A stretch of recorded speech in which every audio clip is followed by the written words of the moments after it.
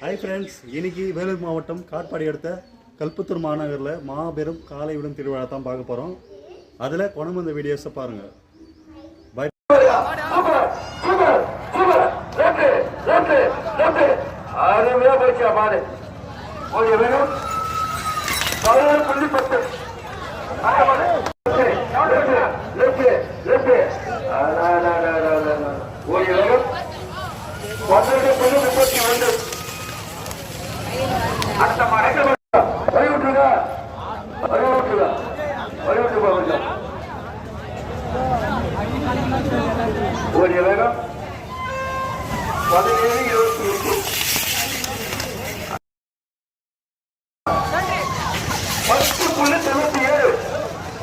நல்லா பச்சுமா